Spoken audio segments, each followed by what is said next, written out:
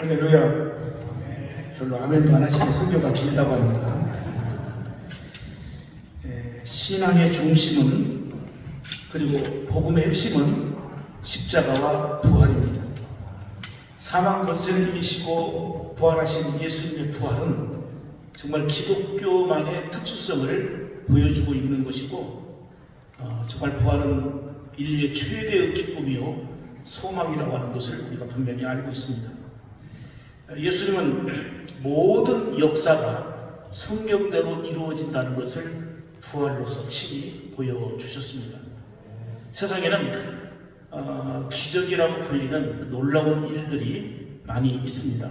그런데 많은 기적들이 나름대로 있다고 하지만 예수님께서 사망 권세를 이기시고 부활하신 이 기적이야말로 어떤 기적과 견줄 수 없는 기적 중의 기적입니다. 그 브루스 라슬이 쓴 그 공포를 넘어서라는 책을 보면 이런 내용이 나옵니다. 유고슬라비아의 어느 판사가 일하다가 이 감전사고로 죽게 됩니다. 그 지역에서는 그 시신을 공동묘지에 있는 그 시체 안치소에 24시간을 두었다가 묻는 이런 풍습이 있는데, 이 감전사고를 당한 이 판사도 역시 이제 시체 안치소에 시신이 옮겨졌습니다. 그런데 한밤중에 놀라운 기적이 일어난 것입니다. 죽었던 그 판사가 시체 안치소에서 깨어나게 된 것입니다. 다시 살아났습니다. 그럼 너무나도 기뻐가지고 가족들이 있는 곳으로 갔습니다. 그런데 가족과 친구들을 이제 찾아보게 되었는데, 분명히 죽은 것을 다 알고 있는데 살아서 돌아온 그 남편의 모습과 또 이 판사의 모습을 보고 아내를 비롯해서 동생 등 그 책에 보면 6명이 기절했다고 했습니다.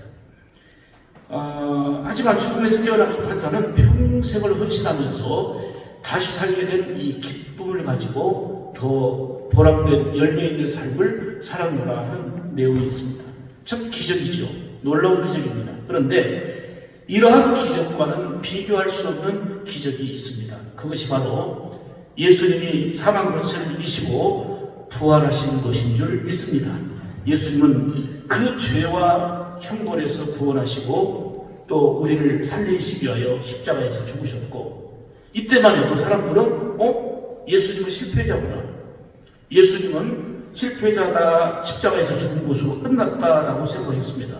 그래서 제자들 중에도 시대에 잠겨서 엠마오로 내려가거나 또는 생활을 터였던 갈릴리로 가버린 제자들도 있었습니다. 그러나 예수님께서는 말씀하신 대로 3일 만에 다시 살아나셨습니다. 부활은 사망에서의 승리요 약속하신 예언들이 성취된 놀라운 감동입니다. 그래서 우리는 예수 다시 사셨네, 이 기쁨으로 이 예수 부활의 복음을 전하는 것입니다. 전주시 교회와 온 성도들이 연합해서 부활의 주님을 찬양하고 경배하는 일은 또 한 번의 예배가 아니라 참으로 의미 있고 가치 있고 소중한 일입니다. 회장님을 비롯해서 모든 임원들과 모든 교회들이 연합해서 부활하신 주님을 기뻐하고 경배하고 또 만방에 부활의 복음을 전하는 것이야말로 가장 우선해야 될 일이고 우리가 기쁨으로 참여할 일이기 때문입니다.